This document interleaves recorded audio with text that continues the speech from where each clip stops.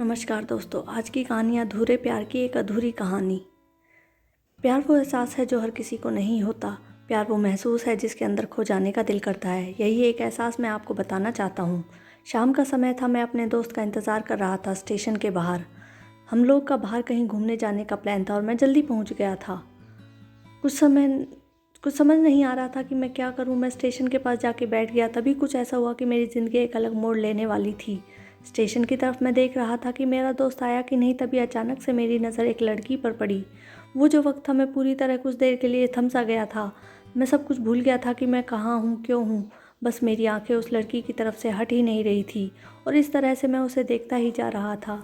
उसकी मासूम चेहरा, उसकी छोटी छोटी आंखें, उसके मासूम से चेहरे पे वो मासूम सी उसकी हंसी, जैसे मानो कोई परी हो वो। उसे देख पहली नज़र में मानो दिल को कुछ होने लगा था। क्या वो प्यार था? मुझे नहीं पता, बस दिल बोल रहा था कि मेरा दोस्त कुछ देर बाद आए या ये वक्त रुक जाए। मुझे उसका नाम जानना था, उसके बारे में बहुत कुछ पता करने को दिल कर रहा था, लेकिन कैसे करूँ ये समझ ही नहीं आ रहा था। जब तक कुछ समझ आया तब मैंने बस भगवान से प्रार्थना किया कि मुझे ये लड़की मेरी ज़िंदगी में चाहिए। वो जा रही थी मेरी आंखों से दूर, मुझे रोकना था उसे। उससे बातें करनी थी, उससे दोस्ती करनी थी, उसे अपने दिल की बात बतानी थी, लेकिन कैसे? यही सवाल बस बार बार मेरे मन में आ रहा था और मुझे बेचैन किए जा रहा था। मैंने फिर सोच लिया कि मेरी आंखों से दूर होने से पहले मुझे इसका नाम पता चल जाए तो मैं इसे अपना बनाऊंगा और शायद भगवान ने ही उसे भेजा होगा मेरे लिए, मैं ये समझूंगा। तभी भगवान ने चमत्कार कर दिया। पीछे से आवाज़ आया, प्रिया मैं यहाँ हूँ।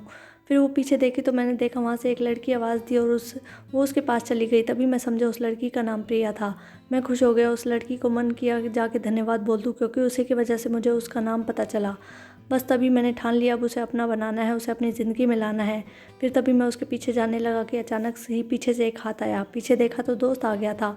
अब मैं क्या करूँ समझ ही नहीं आ रहा था। मैं क्या बोलूँ उससे, कैसे मना करूँ उससे, कैसे जाऊँ मैं उसके पीछे। मैं इसी सोच में लगा रहा। तब तक वो मेरी आंखों से दूर जा चुकी थी। दिल मानो रोने लगा था और तभी मानो ऐसा लगा कि जैसे सब कुछ एक सपना सा था बस, और आंखें खुल गया तो सपना टूट गया। मैं वहाँ से चला तो गया अपने दोस्त के साथ, लेकिन पूरी रास्ते बस उसी के बारे में सोचता रहा। मानो मेरा दिल अब उसके ख्याल से निकलने को तैयार ही नहीं था। दूसरे दिन मैं कॉलेज के लिए तैयार हो गया और मैं कॉलेज पहुँचा और बेंच पे जाके बैठ गया। तभी दोस्त ने बुलाया और कहा, देख अपने कॉलेज में एक नई लड़की आई है। मेरा मन अभी भी बस उसी के ख्यालों में डूबा हुआ था। आंखों में उसका चेहरा मानो हट ही नहीं रहा था। वो बार बार मुझे आवाज़ दिए जा रही थी। तभी मुझे गुस्सा आया और पीछे उससे बोलने जा ही रहा था कि मैं रुक सा गया।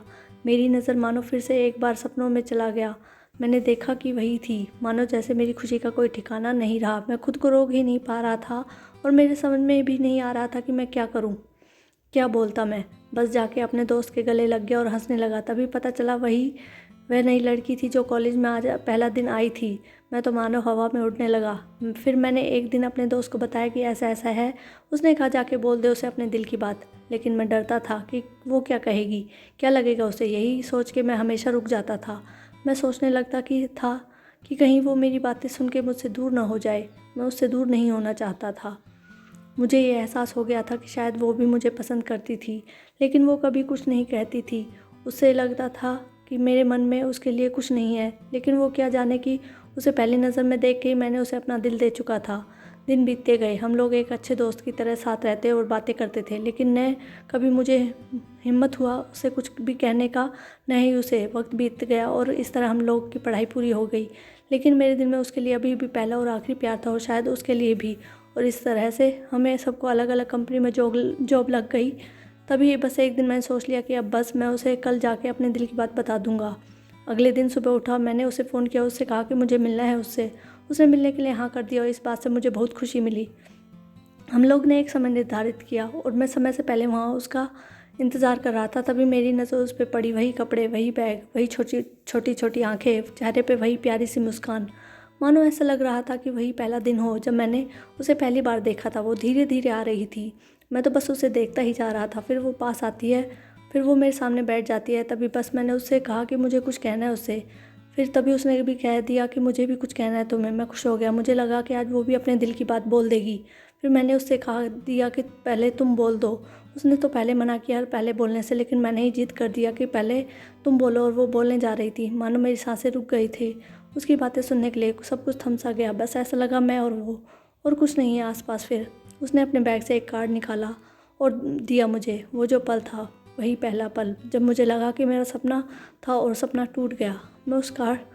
मैं उसकी शादी का आमंत्रण था, बस फिर क्या, सब कुछ वहीं रुक गया। शायद मैंने बहुत देर कर दी उसे अपने दिल की बात बताने में, शायद बहुत बहुत देर। फिर उसने मुझसे पूछा कि तुम क्या कहना चाहते थे। मैं क्या कहता, तब बात बदल दी और वो चली गई। मैं वहीं बैठे रह गया।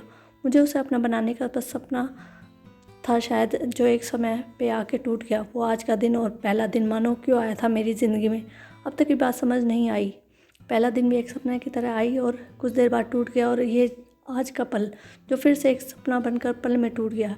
इसलिए दोस्तों, कभी भी अपने दिल की बात बताने में देर ना करो, वरना इतना देर हो जाती है कि अपने प्यार को बस सपने में ही अपना बनाना पड़ता है। कहानी अच्छी लगी हो तो चैनल को सब्सक्राइब करें। धन्यवाद।